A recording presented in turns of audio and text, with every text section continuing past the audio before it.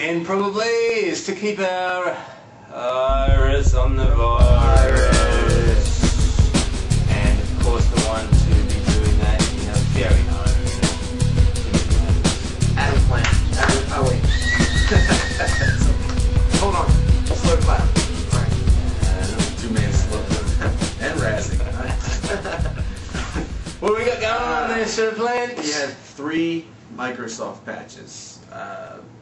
They're standard for your, if you have automatic updates. If not, just use the update link. One is to help prevent denial of service attacks, and the other is some remote code execution attacks to them. So make sure you get those. There's also the older Flash Player. Vulnerabilities found in the first Adobe Flash Player after the Macromedia acquisition. That has already been fixed, but for people who are slow to upgrade their Flash Player, best do so now because there have been vulnerabilities found in it. OS X put out some patches. Oh! Hang a minute. Whoa. Mostly on Mail and Safari. A couple vulnerabilities found there. Again, 2 pieces of software nobody should ever use. Yeah, right. The only thing, and there's no really side part of OS X that's worth using other than the operating system itself and iLife. Come on. iTunes. I was going to say iTunes. That's about iTunes. Yeah, I'll give you iTunes. Firefox vulnerability. This is not really, it's a vulnerability, but I don't really see the danger of it. It's more of a irritation than anything else. But it's being called a vulnerability. It's being, well, it's referred to as a vulnerability because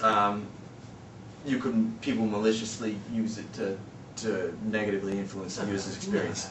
Okay. This is basically a little piece of JavaScript can create image tags which have a mail to on them, as if you were going, like a link, a mail to link on them. Right.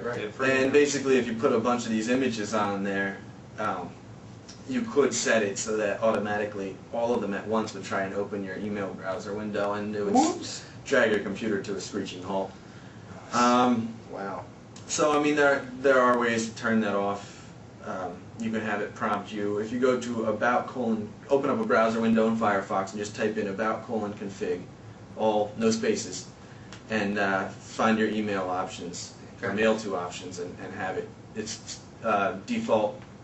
It will tell you not to prompt, but when you click on a mail to link, you just tell it to prompt you. Okay. Are they releasing a patch for that, or what? I'm sure they will be. Or maybe they'll just be releasing a patch that will change that to the default. I guess they're going to have to find that vulnerability widely used, which it isn't. And then the final thing I have is interesting new methods in site spoofing. And, Site spoof. What is a site? What is a site spoof? A site spoof is like official will use it in order to trick you to make you think you're elsewhere. Okay. So it looks like PayPal, but it's really not. Yeah, basically, they've been kind of putting wildcard DNS entries in, so that basically anything sent to their domain will go to a certain page. So you could have any subdomain attached to it, doesn't matter what it is, and it'll go there. And this helps make it look more authentic. Sure. Because you could, you can't get Microsoft.com. They have that, but you could have Microsoft.whatever.com, and they're not, it's a spoof site anyway. So. Right. Yeah. And then this also helps them, it almost trick Google into thinking they're more legitimate because the way that the site spoofing works. So what they're doing with this, though, is not only have they been doing this, but they're also putting in code a JavaScript sniffer that checks for your user agent. Basically, that means to see what browser you're using. And if you're using Internet Explorer, it tries to give you a spoof anti-spyware, Microsoft anti-spyware, which is actually spyware itself.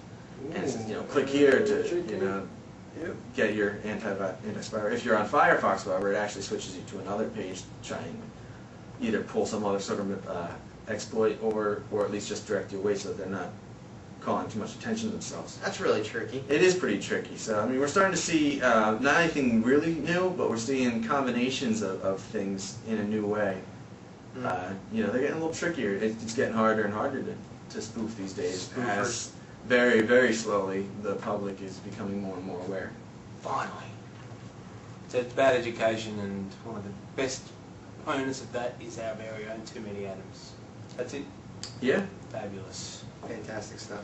Fabulous. We appreciate you keeping the iris on your iris on the virus Yes, virus. for us. That's fabulous.